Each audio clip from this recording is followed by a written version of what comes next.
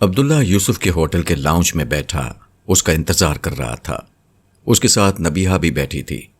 نبیہہ نے عبداللہ کو یہ پیشکش کی تھی کہ وہ یوسف کو خود اپنے اپارٹمنٹ تک چھوڑ دے گی، اس لیے وہ دونوں اپنے اپنے گھروں سے یہاں آئے تھے کہ یوسف کو اس کی نئی رہائش گاہ پر منتقل کر دیں۔ وہ دونوں خاموشی سے یوسف کا انتظار کر رہے تھے۔ تھوڑی دیر میں یوسف نیچے اترا۔ اس کے پاس اس کا بیگ بھی تھا۔ عبداللہ نے اسے فون پر بتایا تھا کہ اس کی رہائش کا بندوبست ہو گیا ہے اور آج اسے دوسری جگہ شفٹ ہونا تھا۔ زیادہ تفصیل عبداللہ نے اسے نہیں بتائی تھی۔ وہ نیچے اتر کر عبداللہ کے پاس آیا اور اس سے بغلگیر ہو کر ملا۔ عبداللہ نے ملنے کے بعد اسے نبیہہ سے متعارف کراتے ہوئے کہا، نبیہہ سے تم پہلے ایک دفعہ میرے گھر پر مل چکے ہو، انہوں نے ہی تمہاری رہائش کا بندوبست کیا ہے۔ یوسف نے تشکر آمیز انداز میں اس سے کہا، میں آپ کا بے حد شکر گزار ہوں۔ کوئی بات نہیں، یہ میری ذمہ داری تھی، آپ اپنے کمرے کی چابی مجھے دیجیے۔ یوسف نے اپنے ہوٹل کے کمرے کی چابی اس کے حوالے کر دی۔ وہ یہ چابی لے کر ریسیپشن کی طرف بڑھ گئی تاکہ اس کا بل ادا کر سکے۔ یوسف حیرانی کے عالم میں یہ سب کچھ دیکھ رہا تھا۔ اس وقت وہ کچھ کہہ بھی نہیں سکتا تھا کیونکہ وہ حالات کے ہاتھوں بالکل مجبور ہو چکا تھا۔ وہ عبداللہ کی طرف مڑ کر کچھ کہنا چاہتا تھا کہ عبداللہ نے اس سے کہا، کچھ کہنے کی ضرورت نہیں ہے۔ پھر اس نے جیب سے ایک چابی اور کریڈٹ کارڈ نکال کر اسے دیتے ہوئے کہا، یہ نبیہہ کا اپارٹمنٹ ہے جو تمہارے زیر استعمال رہے گا۔ یہ کریڈٹ کارڈ ہے جو تمہاری تمام ضروریات کے لیے کافی ہوگا۔ ایک گاڑی اور ڈرائیور بھی تمہارے پاس رہے گا۔ مگر میں کس طرح اس احسان کا بدلہ اتاروں گا؟ کسی بدلے کی کوئی ضرورت نہیں، تمہیں بس اپنا کام کرنا ہوگا، خدا کو اپنی زندگی دینی ہوگی۔ یوسف ایک بات سمجھ لو، اس وقت انسان کی تاریخ کی سب سے بڑی، آخری اور فیصلہ کن جنگ شروع ہو چکی ہے، لیکن بدقسمتی سے کسی کو اس بات کا علم نہیں ہے کہ یہ کون سی جنگ ہے اور کہاں لڑی جا رہی ہے۔ اسی اثنا میں نبیہہ واپس آ گئی۔ وہ پاس بیٹھتے ہوئے بولی، ریسیپشن والوں نے انتظار کے لیے کہا ہے، وہ تھوڑی دیر میں بلاتے ہیں، آپ باتوں کا سلسلہ جاری رکھ سکتے ہیں۔ ویسے آپ کیا کہہ رہے تھے؟ میں یہ کہہ رہا تھا کہ اس وقت انسانی تاریخ کی سب سے بڑی، آخری اور فیصلہ کن جنگ شروع ہو چکی ہے، لیکن بدقسمتی سے کسی کو اس بات کا علم نہیں ہے کہ یہ کون سی جنگ ہے اور کہاں لڑی جا رہی ہے۔ میں سمجھی نہیں، کیسی جنگ؟ آپ تھوڑی وضاحت کریں۔ مجھے اس جنگ کا تھوڑا پس منظر بتانا ہوگا۔ یہ دنیا جو اربوں برس پہلے وجود میں آئی، اب ختم ہونے والی ہے۔ در حقیقت انسانی تاریخ اسی وقت ختم ہو گئی تھی جب حضرت عیسیٰ کے بعد تمام انسانیت گمراہی کا شکار ہو گئی تھی، حتیٰ کہ ہدایت دینے والے بنی اسرائیل خدا کے غضب کو کما لائے تھے، اور حضرت عیسیٰ کے نام لیواؤں نے شرک کی گمراہی کا راستہ اختیار کر لیا تھا۔ ایسے میں اللہ تعالیٰ نے آخری نبی کو فیصلہ کن ہدایت کے ساتھ بھیجا۔ اگر حضور کی دعوت کو رد کر دیا جاتا تو قرآن مجید کے بیانات سے محسوس ہوتا ہے کہ حضور کو وفات دی جاتی اور اس کے بعد اسی وقت قیامت برپا کر دی جاتی، مگر صحابہ کرام کے اسلام کے نتیجے میں انسانیت کو مہلت مل گئی۔ بدقسمتی سے پہلے مسلمان اپنی ذمہ داریوں سے غافل ہوئے، اور پھر انسانیت نے 19ویں صدی کے الحاد کا ارتکاب کر کے انکار خدا کا وہ بدترین جرم کیا جس کے بعد اس دنیا کو باقی رکھنے کا کوئی جواز باقی نہ رہا۔ مگر اللہ تعالیٰ کا طریقہ یہ ہے کہ فیصلہ کن عذاب سے پہلے وہ ہدایت کھول کر ضرور بیان کرتے ہیں۔ چنانچہ انہوں نے انسانیت پر آخری اتمام حجت کا فیصلہ کن انتظام کرنا شروع کیا۔ اس کے لیے 20ویں صدی میں ایسے سائنسی انکشافات سامنے آئے جنہوں نے مادی نقطۂ نظر کے قدموں تلے سے زمین نکال دی۔ جیسے مادہ آخری حقیقت نہیں ہے، کائنات ہمیشہ سے نہیں ہے، بلکہ خاص وقت میں وجود میں آئی ہے۔ پھر خدا نے 2 عالمگیر جنگوں سے اہل مغرب کو ایسی ضرب لگائی کہ مادیت پر حد سے بڑھا ہوا ان کا اعتماد مجروح ہو گیا۔ اس کا دوسرا فائدہ یہ ہوا کہ عالم اسلام جو مکمل طور پر مغربی طاقتوں کے شکنجے میں تھا، اہل مغرب اسے غلام بنائے رکھنے کی طاقت کھو بیٹھے۔ پھر خدا نے مسلمانوں کے قدموں سے تیل کی دولت کے انبار نکال دیے تاکہ سیاسی آزادی کے ساتھ معاشی طور پر بھی وہ دنیا میں مضبوط ہو جائیں۔ نصف صدی تک جدید دنیا سوویت روس اور مغربی دنیا کی کولڈ وار کے نتیجے میں آپس میں الجھی رہی۔ یہ سب اس لیے تھا کہ مسلمان اپنی ذمہ داریوں کو بے خوف و خطر پورا کر سکیں، مگر بدقسمتی سے مسلمانوں نے اس میں سے کسی چیز کا فائدہ نہ اٹھایا۔ مسلمان بدترین اخلاقی پستی، تعصب، فرقہ واریت، انتہا پسندی اور قوم پرستانہ ذہنیت کا شکار ہو گئے۔ جس کے بعد لگتا یہی ہے کہ مسلمانوں کو ایک بڑی سزا دینے کا فیصلہ کر لیا گیا ہے۔ خاص طور پر مسلمانوں کے 2 مراکز جن کے ہاتھ میں مسلمانوں کی علمی اور فکری قیادت ہے، یعنی عالم عرب اور بر صغیر کے مسلمان، ان پر خدا کا قہر تیزی سے بڑھ رہا ہے۔ ہم خدا کے اس آنے والے قہر کو ممکنہ طور پر روک سکتے ہیں۔ ہم کیسے روک سکتے ہیں؟ یوسف کے بجائے نبیہہ نے پوچھا، اس لیے کہ یہ اس کی قوم کا مسئلہ تھا۔ ایمان و اخلاق کی دعوت کو پوری قوت سے اٹھانا ہوگا۔ کچھ لوگ اگر مل گئے تو ان کا لحاظ کر کے اللہ تعالیٰ سب کو مہلت دے دیں گے۔ اس وقت تو ہم قوم پرست، ظاہر پرست اور دنیا پرست گروہ کے علاوہ کچھ نہیں۔ کیا یہ ہے وہ جنگ جس کی آپ بات کر رہے تھے؟ اس دفعہ یوسف نے سوال کیا۔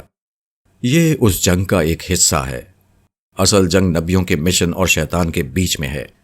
ایک طرف شیطان ہے جو انسانوں کو گمراہ کرنے پر تلا ہے، اور دوسری طرف انبیاء کا وہ مشن ہے جس کا مقصد اس قیامت سے خبردار کرنا ہے جو اب سر پر آ لگی ہے۔ اس مقصد کے لیے اللہ تعالیٰ نے انفارمیشن ایج شروع کی ہے۔ اب وہ انفرادی طور پر لوگوں کا انتخاب کر کے ان سے وہ کام کرانا چاہتے ہیں جو ان کے پیش نظر ہے۔ اسی طرح انہوں نے پوری دنیا میں مسلمانوں کو پھیلا دیا ہے۔ دنیا کے ہر ملک میں انفرادی طور پر مسلمان ہیں۔ ان میں سے جس کو اللہ توفیق دے گا وہ دین کی اصل دعوت دنیا تک پہنچائے گا۔ دین کی اصل دعوت؟ یوسف نے عبداللہ کے الفاظ سوالیہ لہجے میں دہرائے۔ ہاں، دین کی اصل دعوت یعنی ایمان و اخلاق کی صدا بے کم و کاست پوری قوت سے بلند کر دی جائے۔ دین اسلام کے روشن چہرے کو ہر تعصب، انتہا پسندی، انسانی اضافوں اور گمراہیوں سے پاک کر کے دنیا کے سامنے اس کی اصل تعلیم اور اصل استدلال کے ساتھ پیش کر دیا جائے۔ یہی وہ آخری اور فیصلہ کن جنگ ہے جو اس وقت لڑی جا رہی ہے۔ چند اشروں کے اندر اندر اس کا نتیجہ نکل آئے گا۔ دین کی اصل دعوت کل عالم میں پھیل جائے گی۔ اس کے بعد انسانیت کو فیصلہ کرنا ہوگا، ورنہ اس کا فیصلہ کر دیا جائے گا۔ اور ہمارے خطے کے مسلمان، ہم ان کو بچانے کے لیے کچھ نہیں کر سکتے؟ نبیہہ نے پھر وہی بات دہرائی۔ وہی تو کر رہا ہوں، دیوانہ وار وہی کوشش تو کر رہا ہوں۔ ان کو جھنجھوڑ کر بتا رہا ہوں کہ وہ ایمان و اخلاق کی دعوت کو اختیار کر لیں اور اس کے دائی بن جائیں، ورنہ اسلام کے نام پر دنیا کو فرقہ واریت اور انتہا پسندی کا جو نمونہ وہ دکھا رہے ہیں، اور اس کے ساتھ اخلاقی پستی اور دنیا پرستی کے جن امراض کا وہ شکار ہیں، ان کی خیر نہیں ہے۔ انہیں ہر صورت میں لوٹنا ہوگا، توبہ کرنی ہوگی، ورنہ بدترین نتائج بھگتنا ہوں گے۔ دنیا میں بڑھتی ہوئی انتہا پسندی اور غیر مسلموں کی بڑھتی ہوئی طاقت کسی وقت بھی قہر الہی کا کوڑا بن کر مسلمانوں پر برس سکتی ہے۔ ہمیں اس وقت کے آنے سے قبل توبہ کی مناتی کرنی ہے۔ یہی اپنی قوم کو بچانے کا واحد راستہ ہے۔ اتنے میں ہوٹل کا ایک ملازم نبیہہ کے پاس آیا اور اسے کہا کہ وہ چیک آؤٹ کروا لے۔ نبیہہ اس کے ساتھ چلی گئی۔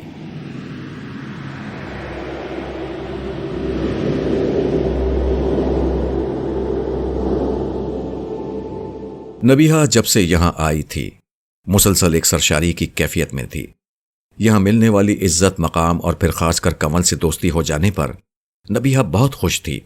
پھر اس محفل میں آ کر یہاں اتنی ساری خواتین سے مل کر تو اس کی خوشی دوبالا ہو چکی تھی۔ مگر یوسف سے گفتگو کے بعد نبیہہ کی کیفیت بدل چکی تھی۔ وہ سمجھ چکی تھی کہ کنول کیوں چاہتی تھی کہ وہ یوسف سے اس کا ذکر نہ کرے۔ وہ یوسف کی شکر گزار تھی جس نے اسے کنول سے اپنے سابقہ تعلق کی نوعیت بتا دی تھی۔ کنول کا شادی نہ کرنا اور اس کی تنہائی یہ بتانے کے لیے کافی تھی کہ کنول کی دلی کیفیات کیا ہیں۔ لیکن اب یوسف نبیہہ کا شوہر تھا۔ وہ نبیہہ جو یوسف کے معاملے میں کوئی شرکت برداشت کرنے کا تصور بھی نہیں کر سکتی تھی۔ ایسا نہیں تھا کہ یوسف یا جنت کے مردوں کی زندگی میں اور عورتیں نہیں تھیں، لیکن وہ حوریں تھیں۔ ان کی حیثیت بالکل مختلف تھی۔ ان کی موجودگی میں بھی نبیہہ کا اسٹیٹس اپنی جگہ برقرار تھا۔ ہر جگہ وہی یوسف کی تنہا بیوی کے طور پر پہچانی جاتی تھی۔ وہ یوسف کے پاس جاتی تو ساری حوریں چھٹ جاتی تھیں، لیکن کنول تو ملکہ کنول تھی جو اپنی ذات میں بہت بلند حیثیت ہستی تھی۔ اس کے سامنے نبیہہ کا درجہ کمتر تھا۔ نبیہہ نے اپنے آپ سے سوال کیا، کیا وہ ملکہ کنول کو یوسف کی زندگی میں برداشت کر سکتی ہے؟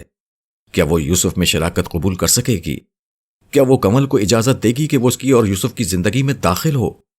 اس کے دل نے اگلے لمحے ہی جواب دے دیا، نہیں، اس کا کوئی امکان ہی نہیں ہے، یہ کسی صورت میں نہیں ہو سکتا۔ اس نے سوچا، پھر شاید یہاں سے چلے جانا چاہیے، میں جہاں تھی وہیں ٹھیک تھی، یہ جگہ میرے لیے نہیں ہے۔ اس نے جانے کا فیصلہ کیا اور اٹھ کر کھڑی ہو گئی۔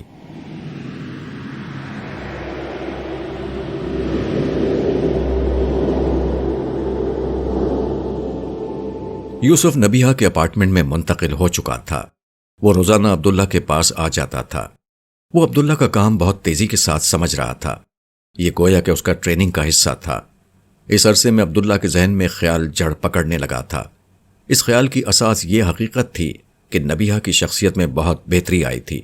دوسری طرف یوسف کے ساتھ روزانہ معاملہ کرتے ہوئے عبداللہ کو اندازہ ہو چکا تھا کہ وہ ایک بہت سمجھدار انسان ہے۔ نبیہا کے مزاج میں کچھ اونچ نیچ ہے بھی تو وہ اسے ہینڈل کر سکتا ہے۔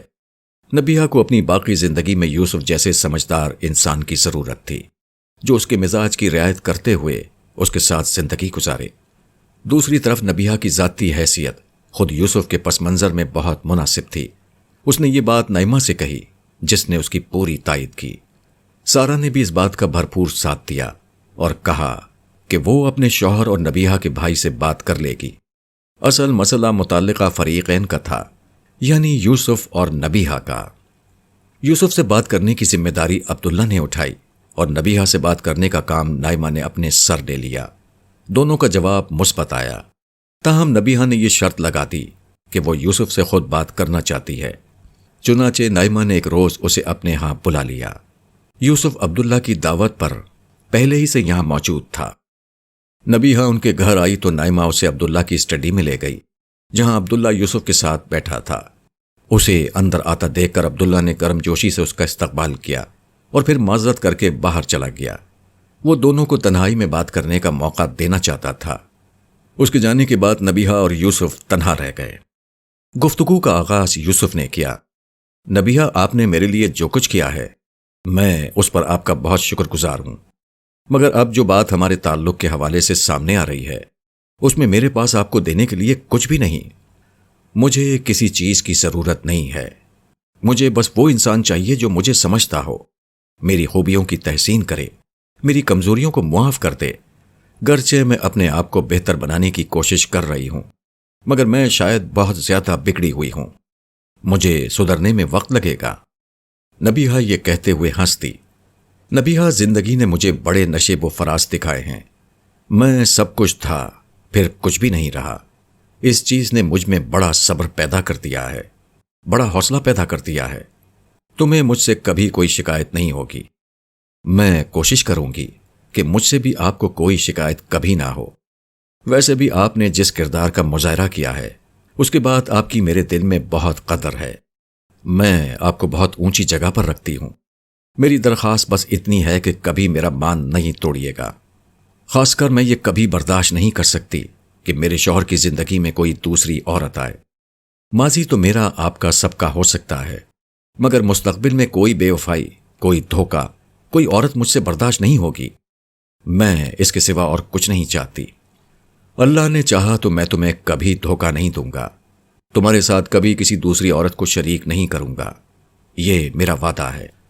یوسف نے نبیہا سے یہ کہہ تو دیا، مگر اس کے دل کے اندر سے ایک آہ ابھری، کنول، مجھے معاف کر دینا۔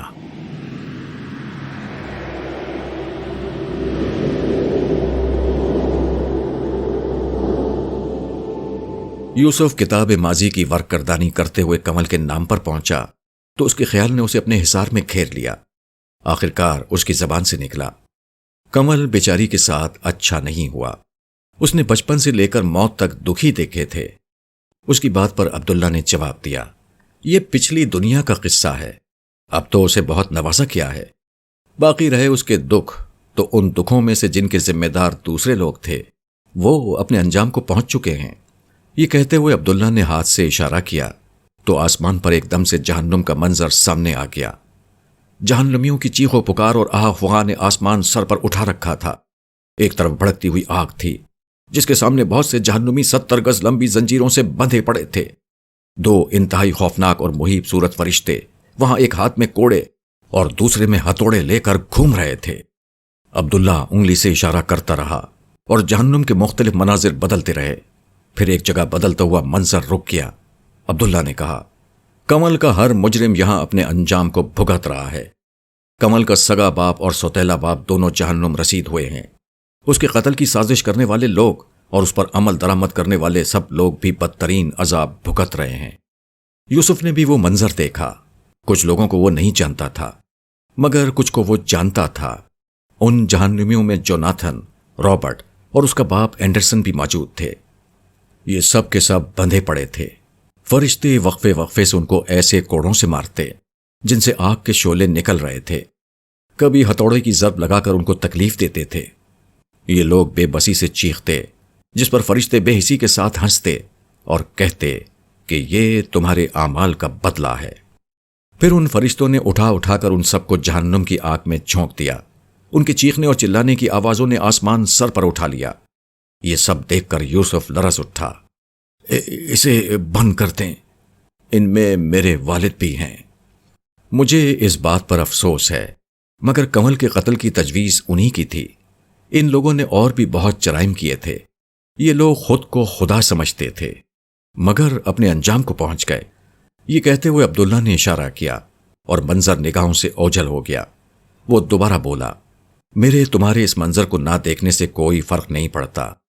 ان لوگوں نے جو کچھ کیا تھا اس کا نتیجہ تو یہی نکلنا تھا۔ ہر انسان کو یہ موقع دیا گیا تھا کہ جس وقت خدا غیب میں ہے وہ بندگی کا امتحان دے، اپنی مرضی، تعصبات، خواہشات اور مفادات کو خدا کے حکم کے سامنے جھکا دے۔ مگر انسانوں اور جنوں کی اکثریت نے یہ نہیں کیا۔ انہوں نے ظلم، تکبر اور سرکشی کا راستہ چنا۔ اس کا نتیجہ تو نکلنا ہی تھا، لیکن یہ بہت مشکل امتحان تھا۔ ہاں، بہت مشکل تھا، اس لیے ساری مخلوقات اس سے دور رہیں۔ فرشتوں نے بھی اس میں اترنے کی کوشش نہیں کی، سوائے انسانوں کے۔ اور جن؟ یوسف نے سوال کیا۔ جنوں کا امتحان قدرے مختلف تھا۔ ان کا امتحان اختیار کا تھا کہ وہ اختیار پا کر بندے بنتے ہیں یا سرکش بنتے ہیں، جبکہ انسانوں کا امتحان اختیار سے بڑھ کر اقتدار کا تھا۔ مزید یہ کہ انسان غیب کی دنیا سے مکمل طور پر کاٹ دیے گئے تھے۔ جنوں کو اس طرح کاٹا نہیں گیا تھا۔ انسانوں کا امتحان بہت سخت تھا، اور اسی کا نتیجہ ہے کہ جب ہم لوگ کامیاب ہو گئے تو ہمیں ہمارے رب نے سب سے بڑھ کر نوازا ہے۔ ہاں، یہ تو بہت بڑی کامیابی ہے، میرے اندازے اور تصورات سے بھی بہت زیادہ۔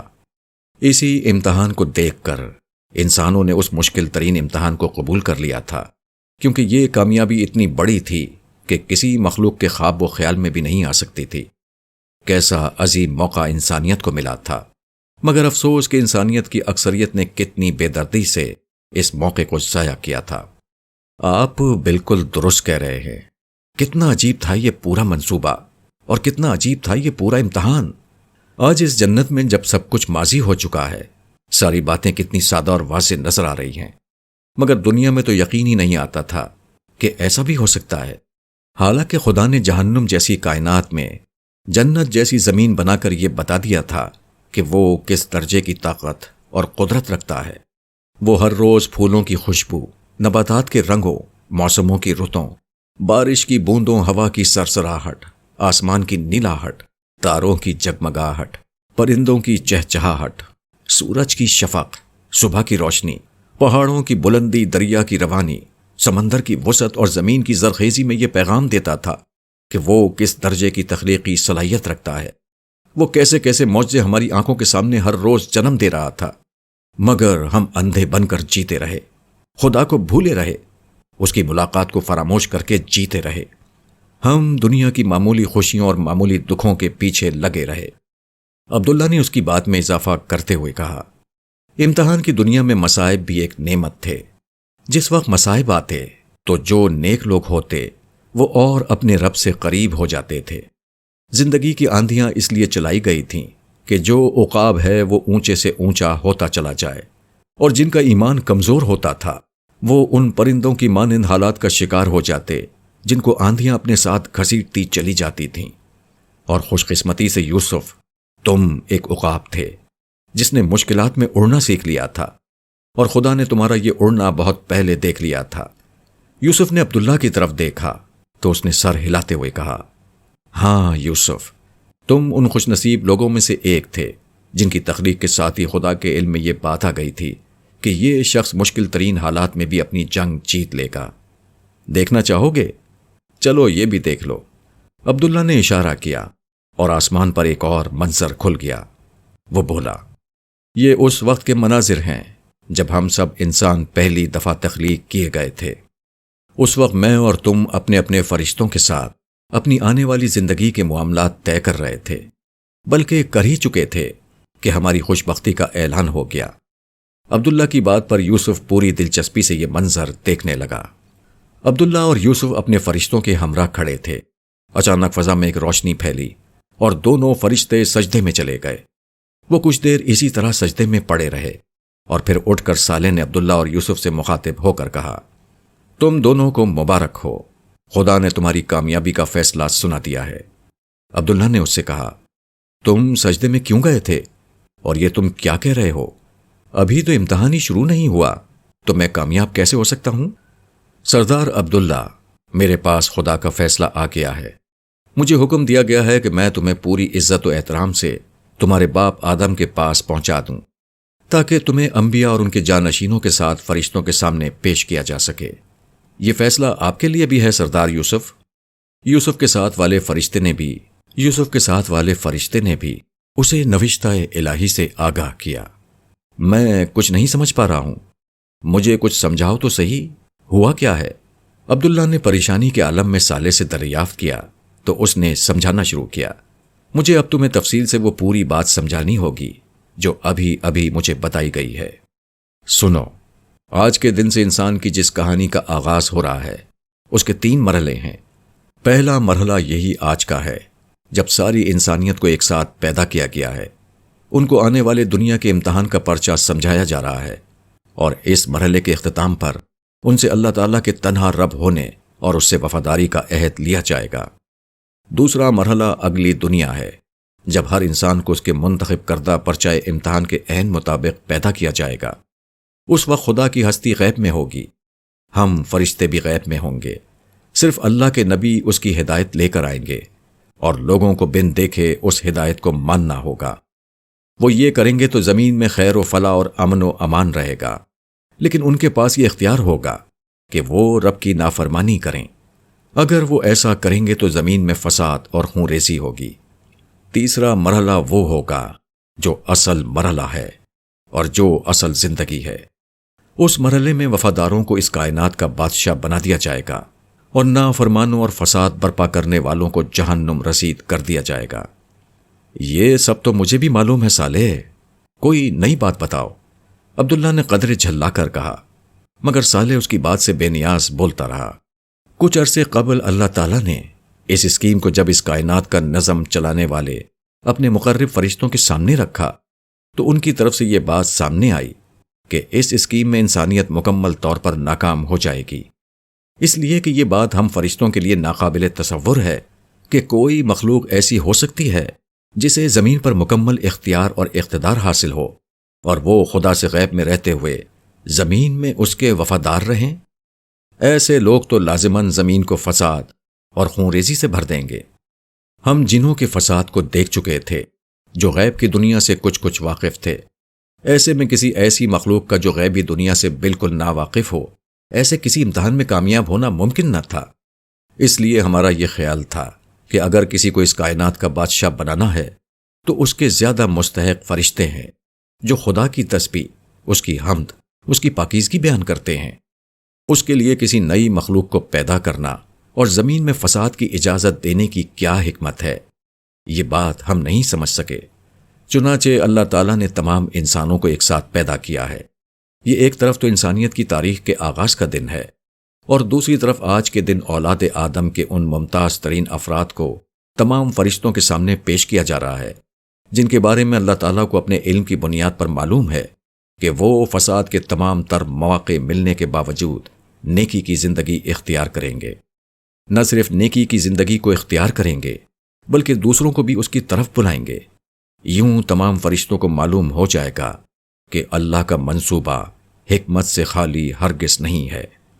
اس بات کو سن کر یوسف نے پوچھا، لیکن سوال یہ ہے کہ اگر اللہ کو پہلے ہی سے معلوم ہے کہ کون لوگ کامیاب ہوں گے تو اتنے سارے لوگوں کو پیدا کرنے کی کیا ضرورت ہے؟ صرف کامیاب لوگوں کو پیدا کیا جائے اور ان کے حوالے زمین کا اقتدار کر دیا جائے۔ اللہ نے یہی کرنا تھا تو فرشتوں کے حوالے زمین کا اقتدار نہیں کر دیتے۔ اصل میں جو لوگ اس امتحان میں کامیاب ہوں گے وہ ایک انتہائی سخت امتحان سے گزریں گے۔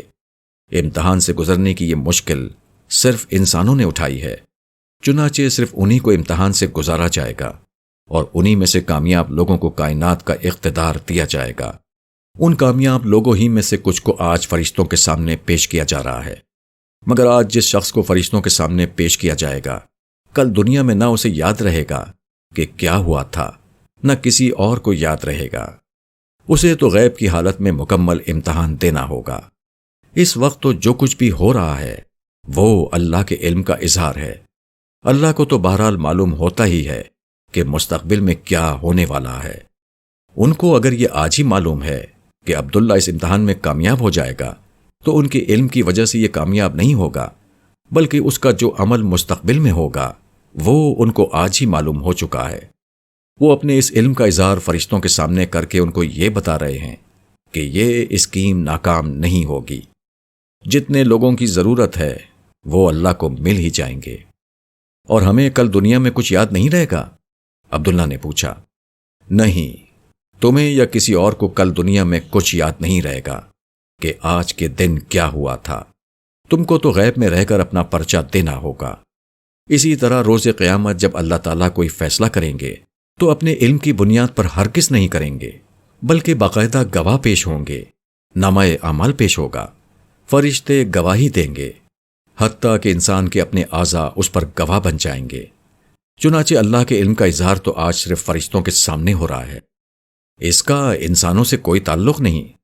ان کا فیصلہ تو مکمل میرٹ پر ہوگا، تاکہ کل قیامت کے دن کوئی ناکام ہونے والا یہ نہ کہہ سکے کہ اللہ نے اپنی مرضی سے کسی کو کامیاب یا ناکام کیا ہے۔ ہر شخص کو یکساں مواقع ملے ہیں۔